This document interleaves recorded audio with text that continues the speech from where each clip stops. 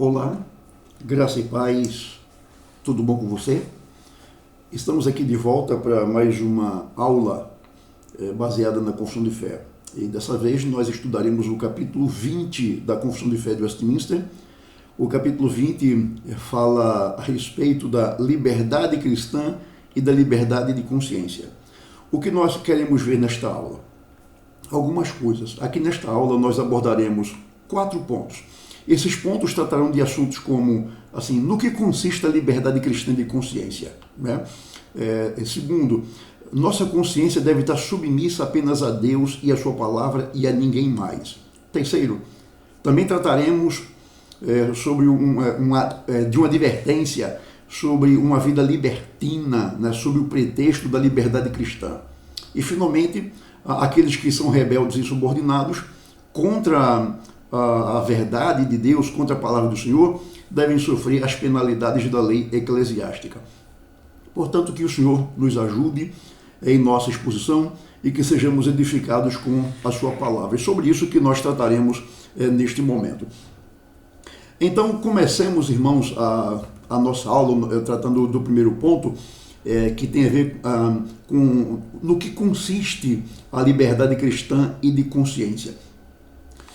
Então, a Confissão de Fé, tratando disso, já afirma o seguinte, que a liberdade cristã e liberdade de consciência consiste no fato de que Cristo libertou o crente de várias coisas, né? Cristo libertou o crente de várias coisas.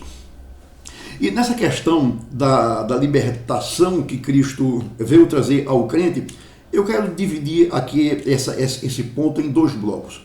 Então, do que Cristo nos libertou? Uma vez que Ele nos libertou de várias coisas, do que foi que Ele nos libertou? Primeiro bloco, Ele nos libertou da culpa do pecado, da ira condenatória de Deus, da maldição da lei moral e da condenação eterna. Então, Cristo nos libertou disso mediante sua morte na cruz, mediante seu sacrifício feito na cruz, mediante seu sangue derramado.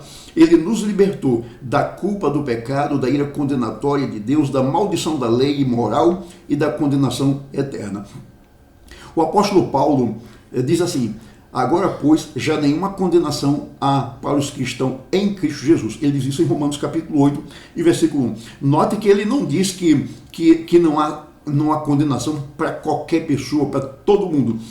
Paulo aqui não defende o que é conhecido como universalismo, que a morte de Cristo salvou todo mundo. Não.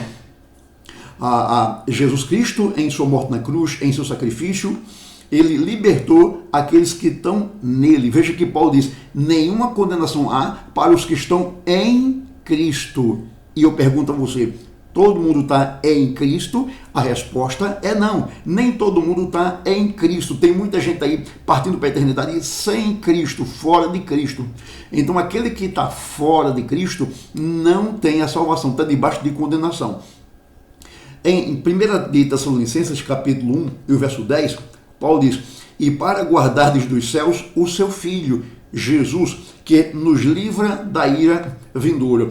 Então, Jesus livra da ira vindoura aquele que está nele. Aquele que está fora dele não está livre da ira vindoura. Pelo contrário, a ira vindoura recairá sobre ele.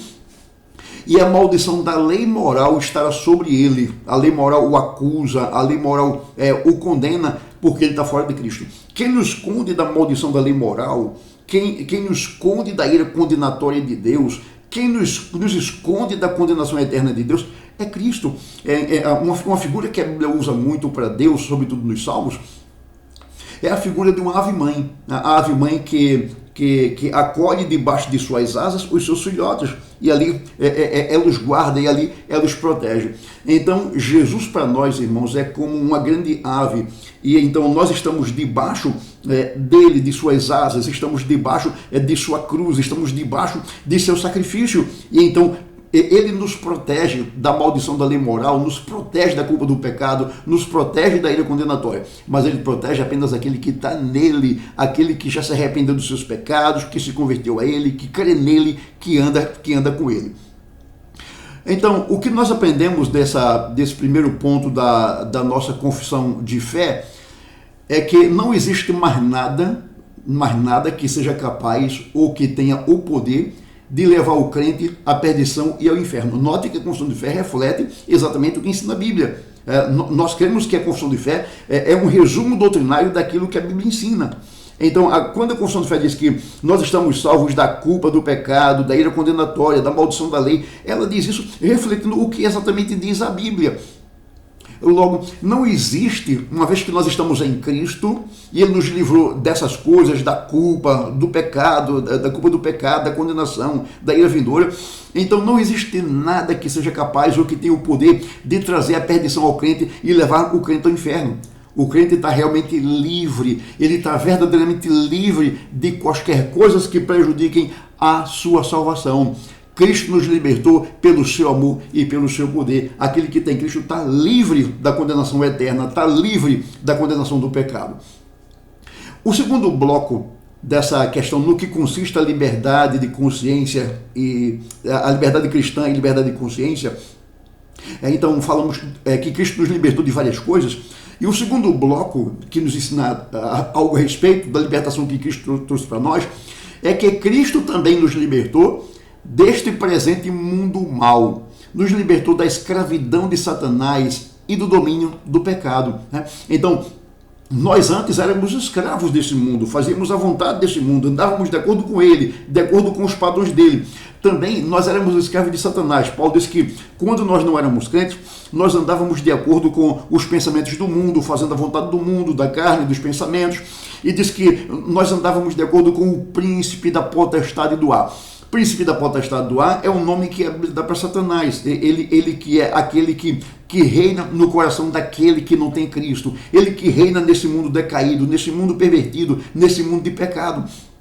Quando a gente não era crente, a gente era escravo do mundo, a gente era escravo do pecado, a gente era escravo de Satanás. Mas quando Cristo veio e morreu na cruz pelos nossos pecados, e nós cremos em Jesus, entregamos nossa vida a Ele, confiando inteiramente nele, então Ele nos libertou dessa escravidão do mundo, de Satanás e do pecado. Nós não somos mais escravos do mundo, nem do diabo e nem de Satanás. Eles não têm mais domínio sobre nós.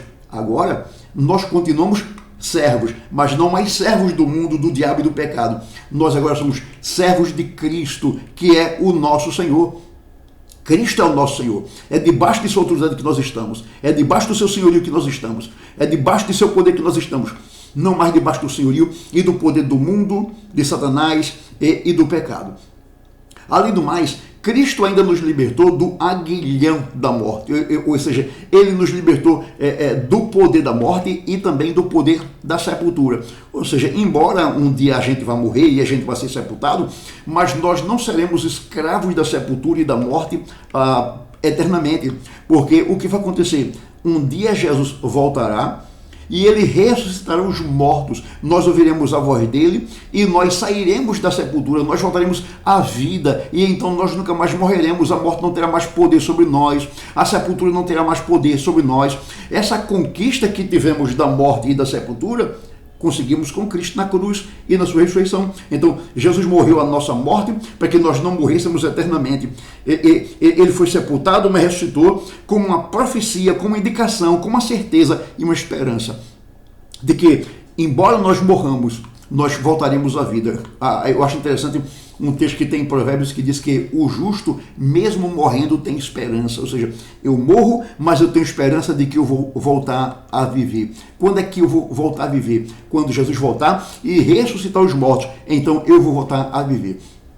Mas alguém aí pode dizer assim, bom, mas todo mundo vai ressuscitar. Não somente você que é crente, mas o ímpio também vai ressuscitar. Só que o propósito da ressurreição do crente e do ímpio é diferente. O ímpio vai ressuscitar para um propósito e o crente para outro propósito. Enquanto que o crente vai ressuscitar para o propósito de gozar a vida eterna, de gozar a salvação eterna, de gozar comunhão com Deus, o ímpio vai ressuscitar para que sobre ele seja imposta a morte no seu sentido mais terrível. Ele vai ressuscitar para que corpo e alma, ele como uma pessoa inteira, seja jogado no lago de fogo e enxofre e sofra eternamente por conta dos seus pecados e por conta da falta do seu arrependimento. Então é uma ressurreição que será, na verdade, uma maldição, enquanto que para nós crentes a ressurreição será uma bênção, uma bem-aventurança, porque nós reinaremos com Cristo eternamente na glória. Agora, esses privilégios, irmãos, da libertação que Cristo veio nos trazer, não é apenas nosso que vivemos na época do Evangelho, não. Mas esses privilégios também pertenciam aos nossos irmãos lá do Antigo Testamento. Eles também participavam desses privilégios. Quanto a essa questão, a Confissão de Fé comenta o seguinte, veja, todos estes privilégios, né, lembre dos privilégios que nos libertou do domínio do pecado, da ira condenatória de Deus, nos libertou da maldição da lei, ele nos libertou do presente século mal, nos libertou da escravidão de Satanás, do domínio do pecado, do aguilhão da morte, da sepultura. São privilégios que nós temos, mas não somente nós, os nossos irmãos do Antigo Testamento também gozavam desses privilégios. Aí a Confissão de Fé diz, todos estes privilégios eram comuns também aos crentes debaixo da lei, ou seja, os crentes que viviam lá no Antigo Testamento. Porém, sobre o Evangelho, no tempo do Evangelho, a liberdade dos cristãos está mais ampliada, achando-se eles isentos do jugo da lei cerimonial, a que estava sujeita a igreja judaica, e tendo maior confiança de acesso ao trono da graça e mais abundantes comunicações do Espírito de Deus do que os crentes debaixo da lei ordinariamente alcançavam. Então veja, embora os crentes lá no Antigo Testamento eles tivessem menos visão, não sei se essa seria a palavra correta, do que a salvação em Cristo significa, eles tinham a salvação, eles eram salvos, eles eram libertos tanto quanto nós. Agora, nós que vivemos na época do Novo Testamento, que vivemos a era da realidade, os crentes do Antigo Testamento viviam a era das sombras, a era das figuras. Tudo lá era figura, tudo apontava para Cristo. A lei cerimonial que estava sobre eles era uma figura que apontava para Cristo. Quando Cristo veio, que é da nossa era, nós não precisamos mais nos submeter à lei cerimonial, aquelas coisas de sacrifício, de depender de sacerdote, de que o nosso culto tem que ser somente no templo, etc.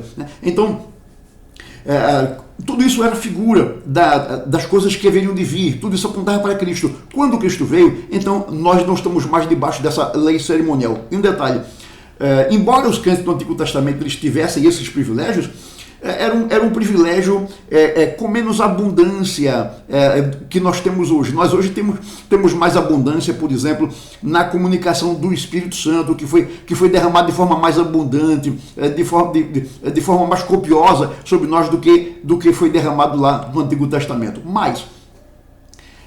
Mas eles participavam dos mesmos privilégios que nós participamos.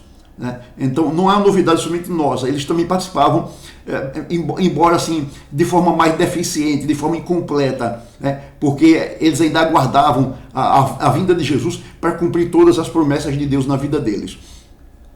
Então é isso no que consiste a liberdade cristã de consciência, que Cristo nos libertou de várias coisas, do domínio do pecado, da escravidão do diabo, da escravidão do mundo, nos libertou do poder da morte, da sepultura, nos libertou da ira condenatória, da maldição da lei. Então nisso consiste a liberdade cristã e de consciência. O segundo ponto que nós queremos tratar é o seguinte: só Deus deve ser Senhor de nossa consciência. Só Deus deve ser Senhor de nossa consciência.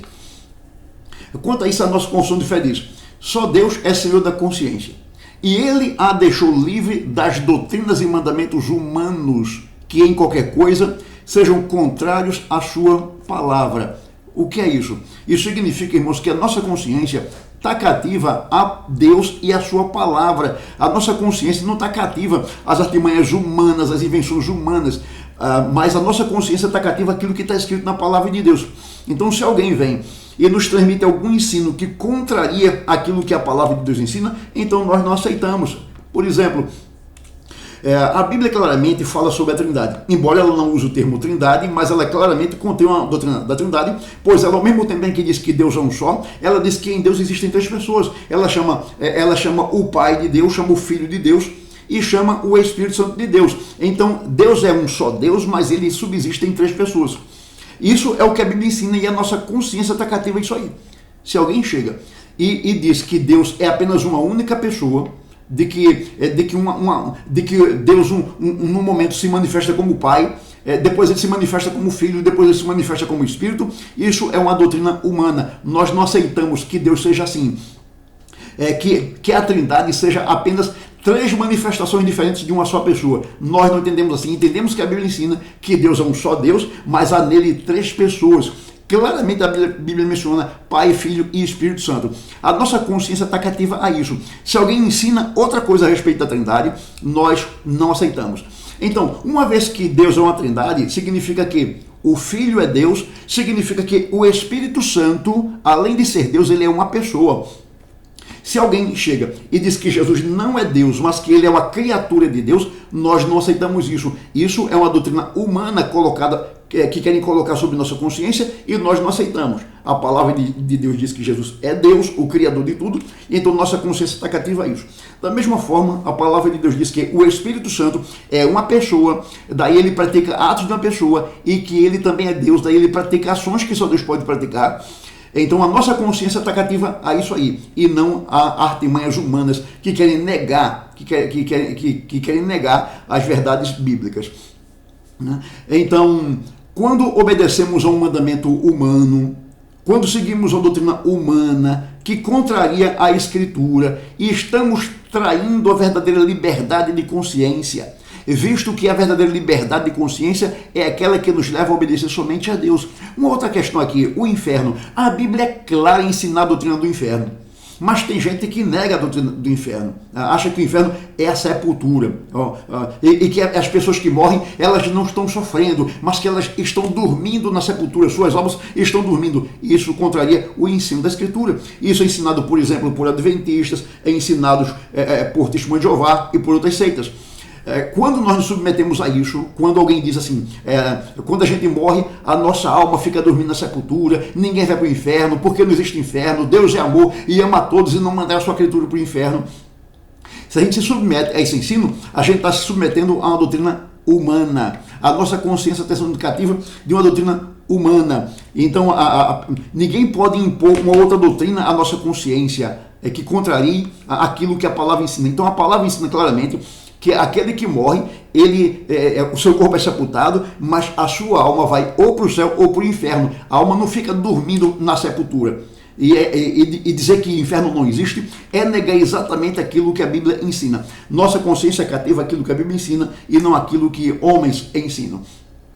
Nessa questão de que a nossa consciência deve estar submissa apenas àquilo que a Bíblia ensina e não àquilo que os homens querem impor, eu quero trazer aqui, por exemplo, pense numa mulher crente, serva do Senhor.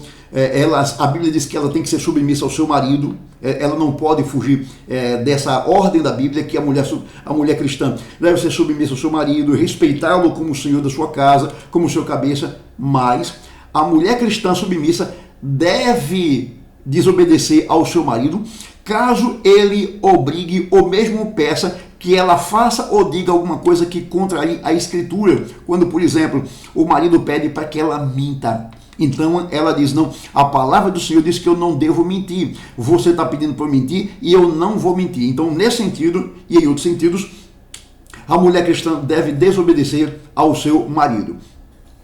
Pense também em outro exemplo, por exemplo, um governo qualquer quer nos proibir de exercer a nossa fé e de proclamar a nossa fé. O que temos que fazer? Temos que desobedecer a esse governo que quer impor alguma coisa à nossa consciência, que quer tirar da nossa consciência a nossa fé. Então devemos desobedecer a esse governo.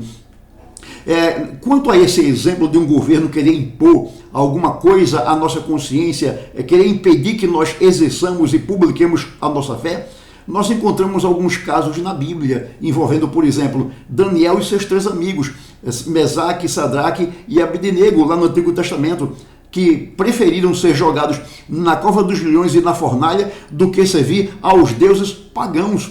Os irmãos conhecem essa história, né, de Daniel, que foi para a cova dos leões, e Mesaque, Sadraque e Abdenego, que foram para a fornalha acesa, porque não se dobraram diante dos deuses pagãos. E no Novo Testamento, nós temos o caso dos apóstolos, que preferiram ser presos e levar chicotadas do que abrir mão de obedecer ao Senhor. Quanto a isso, nós encontramos, por exemplo, o apóstolo Pedro, aqui em Atos capítulo 4, versos 18 a 20, Escutemos o que diz aqui a palavra do Senhor. O Sinédrio chamou os apóstolos, aí o texto diz assim: chamando-os, ordenaram-lhes que absolutamente não ensinassem. Veja, o Sinédrio ordenou que os apóstolos não ensinassem, não falassem nem ensinassem em o nome de Jesus. Mas Pedro e João lhes responderam: julgai se é justo diante de Deus ouvir-vos antes a vós do que a Deus. Então veja que Pedro e João colocaram a autoridade de Deus acima da autoridade do Sinédrio. Então, quando há um conflito entre a vontade do governo humano e a vontade de Deus, deve prevalecer a vontade de Deus, ainda que a gente sofra as sanções do governo humano, mas receberemos as bênçãos do governo de Deus. Ainda em Atos capítulo 5, capítulo 5, o versículo 28, a parte A e o versículo 29, diz, mais uma vez o Sinédrio diz assim: expressamente vos ordenamos que não ensinasseis neste nome, no nome de Jesus. Então, Pedro e os demais apóstolos afirmaram: antes importa obedecer a Deus do que aos homens. Então veja, nós não podemos permitir que nenhum governo imponha sobre a nossa consciência alguma coisa que contraria a palavra. Então, se o governo diz: vocês não podem falar o nome de Jesus, nós devemos falar o nome de Jesus.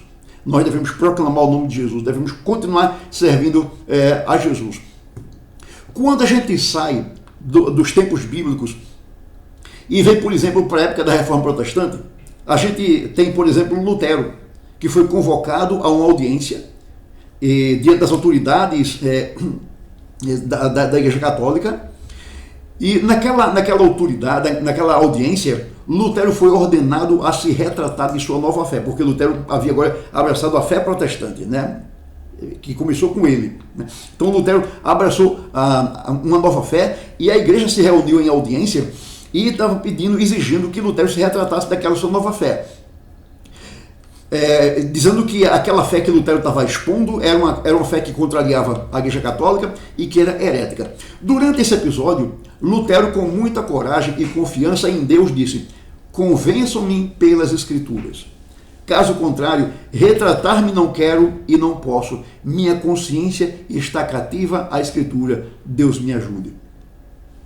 Então, veja a expulsão de Lutero. A minha consciência está cativa à Escritura. Me convençam pela Escritura de que essa minha nova fé é falsa, é herética. Me convençam. Se vocês me convencerem, certamente que eu submeterei minha consciência à Escritura. Mas se vocês não me convencerem pela Escritura, eu não posso me retratar, eu não quero me retratar. Minha consciência está cativa à Escritura. Deus me ajude. O resultado foi que o Papa deu a Lutero um documento chamado Bula Papal. Naquela bula continha a excomunhão de Lutero. Lutero foi excluído da Igreja Católica. E mais uma vez, com coragem, Lutero pegou aquela bula e jogou na fogueira, mostrando que aquilo não tinha nenhum valor na vida dele, porque a consciência dele estava cativa àquilo que a palavra de Deus ensina, e não aquilo que homens ensinam e que não encontra respaldo na palavra do Senhor. Um terceiro ponto de nossa aula pretexto de liberdade cristã, né? Então, pretexto de liberdade cristã, né? Gente que tem certos comportamentos dizendo: bom, a minha liberdade cristã permite que eu proceda assim. Quanto a esse ponto, a nossa confissão de fé diz que aqueles que, sob pretexto de liberdade cristã, cometem qualquer pecado ou toleram qualquer concupiscência, destroem por isso mesmo o fim da liberdade cristã. Então, note que pode acontecer de alguém dizer: não, eu sou crente, eu já fui libertado da maldição da lei moral, eu já fui libertado do poder do pecado, eu agora estou debaixo da graça, então não importa a maneira como eu vivo, né? Eu já fui libertado por Cristo. Isso até é uma contradição. O camarada diz que foi libertado por Cristo, mas ele vive escravizado a concupiscências da carne, ele vive escravizado a algum pecado, tolerando algum pecado na vida dele. Isso destrói a finalidade para a qual Cristo o libertou. Isso destrói a finalidade para a qual Cristo libertou o crente. Então, qual é o fim? Qual é o fim ou qual é a finalidade para a qual Cristo nos libertou? O fim ou a finalidade para a qual Cristo nos libertou foi que sirvamos ao Senhor em santidade e justiça. Deus nos libertou do mundo, do poder do pecado, do poder de Satanás, do poder da morte. Ele nos libertou para que sirvamos a Ele em santidade e justiça. Deus não espera de nós menos do que isso. Nós devemos refletir em nossa vida o caráter de Deus. Deus é santo. Quem é que não lembra de Isaías capítulo 6? Isaías tem uma visão de Deus sentado no alto sublime trono. E então Isaías viu anjos. O que os anjos faziam? Eles cantavam um atributo de Deus. Que atributo eles cantavam? A santidade. Santo, santo, santo é o Senhor Deus Todo-Poderoso. Com base na santidade de Deus, nós devemos também ser santos. O apóstolo Pedro, na sua primeira carta, capítulo 1, versos 15 e 16, diz assim, ele inspirado por Deus, diz assim: segundo é santo aquele que vos chamou, tornai-vos santos também vós mesmos em todo o vosso procedimento, porque escrito está, sede santos porque eu sou santo. Veja que Pedro aqui está nos exortando a uma vida de santidade. E qual é a base teológica que Pedro usa para exortar isso de nós? A base teológica que ele usa é a santidade de Deus. Quando aqui no verso 16 ele diz, sede santos porque eu sou santo. Então Deus é santo e nos chamou para ele e ele quer que nós reflitamos em nós a santidade dele. Veja que aqui Pedro diz que a nossa santificação deve ser em todo o nosso procedimento, o nosso trato com os outros, o nosso trato profissional, o nosso trato político, o nosso comportamento, o nosso procedimento no mundo deve refletir uma vida de santidade. Deus é santo e então ele requer de cada um de nós que sejamos santos. É isso que ele requer de nós. Então, que nenhum crente arranje pretexto de liberdade cristã para viver uma vida como quer viver, dizendo assim, eu vivo pela graça, eu não vivo mais pela lei. Né? Isso, quem tinha esse pensamento eram os libertinos. Os libertinos diziam, uma vez que a gente vive debaixo da graça, não é mais debaixo da lei, então não importa a maneira como eu vivo, a graça está sobre mim. Isso é o que um servo de Deus no passado, chamado Dietrich Bonhoeffer, chamava de graça barata. Isso é uma graça barata, uma graça que não transforma a vida, que não muda a vida, que não muda o comportamento, que não muda a atitude. É uma graça barata, é uma graça que não é eficaz. Aquele que de fato experimentou a graça poderosa de Deus, eficaz de Deus, mostra o recebimento dessa graça através de uma mudança de vida, de uma mudança de comportamento. Embora ele peque, porque nós ainda pecamos nessa vida, ele não tem prazer no pecado, e ainda que naquele momento em que ele está pecando, ele tenha prazer no pecado, mas ele se entristece depois, se arrepende, pede perdão a Deus e busca viver uma vida de consagração, uma vida de santificação ao Senhor. Portanto, irmãos, assim como Deus é santo, devemos ser santos também todos os dias da nossa vida, em todo o nosso comportamento e palavras, até que um dia sejamos aperfeiçoados em santidade quando chegarmos nos céus. Então lá nós seremos aperfeiçoados em santidade. Mas o que Deus requer é que todo dia vivamos uma vida de santidade. Deus requer que nós não nos conformemos ao padrão do mundo, que nós não nos conformemos ao mundo, que nós não amemos o mundo, mas Deus requer de nós que nos afastemos do mundo, que não sigamos o padrão do mundo. Embora a igreja esteja no mundo, o mundo não pode estar na igreja, é que nem um barco, né? Então o lugar do barco se conduzir, do barco se locomover, é na água. Então o barco tem que estar na água para se locomover, mas a água não pode estar no barco, porque se a água entrar no barco, o que pode acontecer? O barco pode afundar e aqueles que estão dentro dele podem morrer. Se o mundo entra na igreja, então o mundo pode influenciar terrivelmente a igreja e matar a igreja. Por isso que, embora a igreja esteja no mundo, o mundo não pode estar na igreja. O crente não pode ter o pensamento do mundo. O mundo não pode ter as ideias, a igreja não pode ter as ideias do mundo. Não pode, né? Por exemplo, uma coisa que o mundo defende atualmente, a questão da ideologia de gênero. Né? Você não é o que você nasce, diz a ideologia de gênero. Você nasceu do sexo masculino ou do sexo feminino, mas você não é necessariamente homem e nem mulher. Isso contraria a própria biologia, isso contraria a criação de Deus. Então o homem é e a mulher é aquilo que ele nasceu. Então eu nasci com sexo masculino, eu sou macho. Eu nasci com sexo feminino, eu sou mulher. Então o mundo é que pensa assim, não, você nasceu homem no corpo de mulher, ou você nasceu mulher no corpo de homem. Essa é uma ideologia mundana que o crente em Cristo não pode pensar assim. O crente em Cristo tem que pensar assim. A Bíblia diz que Deus criou homem e mulher, macho e fêmea. Então o homem nasceu no corpo de homem e a mulher nasceu no corpo de mulher. A gente não pode se conformar ao pensamento do mundo, a essa ideologia mundana. A gente não pode se conformar a isso, pensar isso. A gente tem que contrariar o pensamento mundano.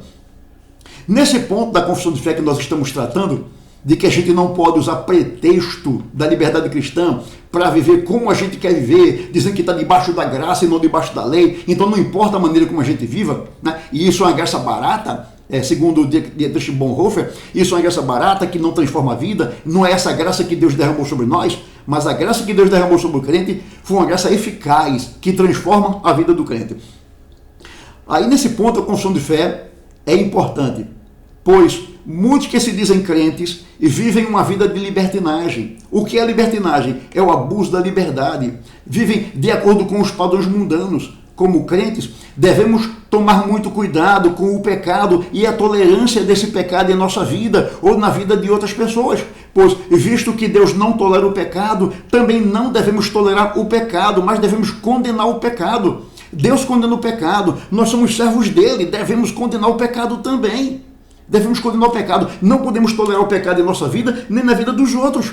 Paulo, escrevendo aos Romanos, diz que culpado diante de Deus não somente é aquele que comete o pecado, mas é aquele que é cúmplice do pecado, é aquele que viu o pecado e tolerou o pecado, ou na vida, na própria vida, ou na vida do outro. Nós temos que condenar o pecado, assim como Deus condena o pecado. E a gente condena o pecado quando a gente tem consciência de que o Senhor nos chamou para uma vida de santidade, para refletir o seu caráter, refletir aquilo que Ele é. Então nós condenamos o pecado. Nós somos chamados para isso, para condenar o pecado em nossa vida e na vida dos outros. Por isso que nós somos chamados para pregar o Evangelho. Um dos aspectos da pregação do Evangelho é o arrependimento. Então nós dizemos, você deve se arrepender dos seus pecados, abandone seus pecados e se volte para Deus, através de Cristo. Caso contrário, você vai perecer eternamente. Então nós devemos chamar os homens ao arrependimento. O quarto e último ponto do nosso estudo é o seguinte: os rebeldes insubordinados, né? aqueles que usam o pretexto da liberdade cristã para serem rebeldes e insubordinados, precisam ser disciplinados. Os rebeldes e insubordinados precisam ser disciplinados. O comentário da confissão de fé nesse ponto é o seguinte: visto que os poderes que Deus ordenou, aqui está falando das autoridades que Deus ordenou, sejam elas autoridades civis ou religiosas, Deus ordenou autoridades na sociedade e na igreja, bem como Deus ordenou a autoridade na família, né? Então, visto que os poderes que Deus ordenou e a liberdade que Cristo comprou não foram por Deus designados para destruir, Deus não deu autoridades para destruir, mas para que mutuamente nos apoiemos e preservemos uns aos outros. Aí diz que resistem à ordenança de Deus os que, sob pretexto da liberdade cristã, aí aponta algum ponto, né? Então veja, repetindo, a confissão de fé nos ensina, com base na Bíblia, que toda autoridade foi dada por Deus. Romanos capítulo 13, por exemplo, toda autoridade foi dada por Deus, e essas autoridades têm o poder da espada. Para que serve a espada? A espada não serve para fazer cócegas. A espada serve para ferir, a espada serve para matar. E a Bíblia diz que Deus armou as autoridades com a espada. Então aquele que resiste à ordenança de Deus vai sofrer o poder da espada, né? No caso da igreja, a gente não usa a espada porque a gente não é Estado, mas a gente usa a disciplina para aqueles que resistem à autoridade, aqueles que são rebeldes e insubmissos. Então veja, a confissão de fé diz que resistem à ordenança de Deus os que, sob pretexto de liberdade cristã, fazem algumas coisas. Primeiro, aqueles que, sob pretexto de liberdade cristã, se opõem a qualquer poder legal legítimo, civil ou religioso, né? Então, quando Deus coloca autoridade no Estado e na igreja, e alguém resiste a esse poder legal, que é civil ou religioso, essa pessoa está se opondo àquilo que o próprio Deus ordenou. É claro que é bom lembrar que se a autoridade civil ou religiosa está andando de conformidade com a palavra de Deus, a gente deve se sujeitar a ela, claro. Agora, quando é que a gente não deve se sujeitar a essa autoridade? Quando a autoridade pede que a gente creia numa coisa que a palavra proíbe. Quando pede que a gente faça alguma coisa que a palavra proíbe. Quando nos proíbe alguma coisa que a palavra de Deus ordena a nós. Até no caso da igreja, no caso da igreja presbiteriana, diz que o membro da igreja deve ser submisso às autoridades da igreja até onde elas forem fiéis às Sagradas Escrituras. Então, se na igreja aquilo que a Bíblia ensina nós estamos ensinando, é dever do crente se submeter àquilo que nós estamos ensinando. Agora, a partir do momento que o pastor, por exemplo, começa a pregar alguma coisa que é contrária à Bíblia, então nenhum membro da igreja tem o dever de submeter à autoridade da igreja. Mas, se as autoridades civis e as autoridades religiosas estão indo bem, aquele que se opõe a essa autoridade está resistindo à ordenança de Deus. Segundo, aqueles que resistem à autoridade de Deus, sob pretexto de liberdade cristã, eles quando fazem isso, através de publicação de opiniões, eles quando publicam opiniões ou quando mantêm práticas contrárias à luz da natureza, estão resistindo à ordenança de Deus, a ordenança de Deus, sob pretexto de liberdade cristã. Então, por exemplo, a palavra de Deus ensina, eu disse há pouco, que Deus fez homem e mulher, e ele diz que o casamento é entre homem e mulher, Aí, de repente, o homem abandona a mulher e não quer saber de mulher e quer saber de outro homem, na prática homossexual. Da mesma forma, a mulher que se envolve em prática do lesbianismo, ou mesmo homem ou mulher que se envolve em prática do bestialismo, que é relação sexual com animais. Tudo isso é uma prática contrária à natureza. Ninguém pode, sob pretexto de liberdade cristã, dizer, eu posso fazer isso porque eu já estou debaixo da graça. Isso é uma resistência àquilo que Deus ensina na sua palavra. O ensinamento da Bíblia é que o homem deve se unir à mulher, que a mulher deve se unir ao homem, e que o homem e a mulher não devem se colocar diante de um animal para a relação. Isso é abominação ao Senhor. Então, aquele que publica uma opinião ou mantém prática que é contrária à natureza da Escritura, está resistindo à ordenança de Deus, aquilo que está na Bíblia, sob pretexto de liberdade cristã. Resistem à ordenança de Deus os que, sob pretexto de liberdade cristã, aqueles que publicam opiniões ou mantêm práticas contrárias aos princípios do cristianismo concernentes à fé e ao culto ou ao procedimento. Então, Deus estabeleceu na sua palavra os elementos do culto, a ordem do culto, como o culto deve se proceder. Deus estabeleceu as doutrinas do cristianismo. Então, se uma pessoa começa a trazer uma doutrina que é contrária ao cristianismo, e se ela quer impor ao culto um elemento que não tem base bíblica, essa pessoa está resistindo à ordenança de Deus, querendo fazer prevalecer as suas ideias, querendo fazer prevalecer os seus pensamentos, achando que ela é mais sábia do que o próprio Deus, é mais sábia do que a palavra de Deus. Então, note que há pessoas que resistem àquilo que está na palavra, resistem àquilo que Deus ordena na sua palavra. Sob o pretexto de liberdade cristã, a pessoa quer fazer o que acha que deve fazer. Então, veja bem, os 3 pontos aqui, que resistem à ordenança de Deus, os que, sob pretexto de liberdade cristã, eles se opõem a qualquer poder legal, legítimo, civil, religioso, que publicam opiniões ou mantêm práticas contrárias à natureza da Escritura, que publicam opiniões ou mantêm práticas contrárias aos princípios do cristianismo, concernentes à fé, ao culto e ao procedimento. Aqueles que agem assim, o que pode acontecer com eles? Os que procedem desta forma estão destruindo a paz da igreja e da ordem que Cristo estabeleceu nela.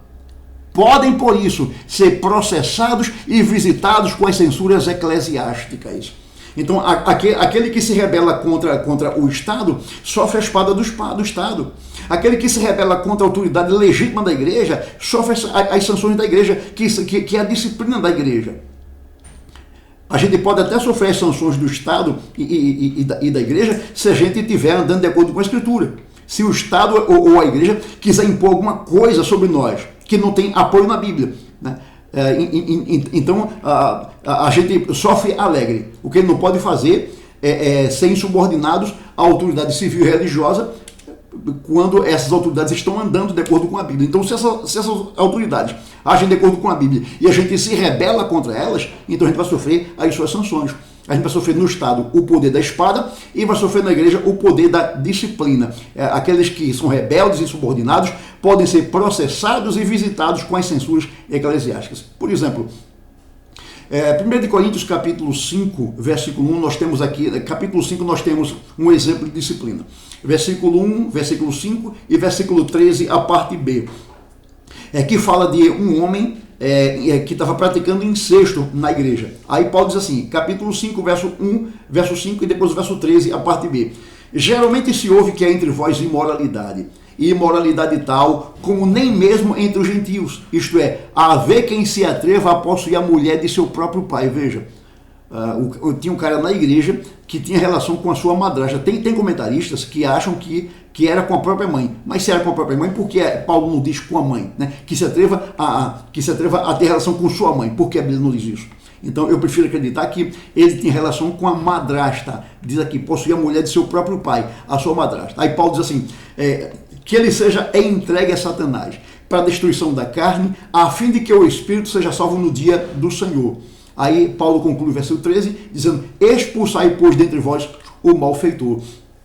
Então, o que tem que acontecer com uma pessoa que mantém prática imoral na igreja, que tolera o pecado na sua vida na igreja? Essa pessoa tem que passar pela disciplina, ela tem que ser entregue a Satanás e expulsa da igreja. Entregue a Satanás e expulsa da igreja é uma linguagem que fala de disciplina, que ele não pode ficar na igreja com os seus pecados sem que seja devidamente punido, exemplarmente punido. A nossa conclusão, irmãos, é o seguinte, que o Senhor nos ajude a colocar nossa consciência debaixo apenas de sua palavra e que ele nos encoraje a dizer não a qualquer ensinamento que esteja em flagrante contradição com aquilo que a sua palavra claramente ensina. Que tenhamos a coragem de Daniel e seus amigos Sadraque, Mesaque e Abednego, bem como tenhamos a coragem de Pedro e os demais apóstolos, e a coragem de Lutero e dos demais reformadores, e ainda a coragem de todos os cristãos que ao longo dos séculos foram mortos por causa da fé que tiveram em Cristo. Sim, que o Senhor nos ajude, que vivamos uma vida pautada na palavra, uma vida submissa à palavra, uma vida em santificação para a glória e o louvor do Senhor. Amém. Que o Senhor Deus abençoe cada um de vocês, em nome de Jesus. Amém.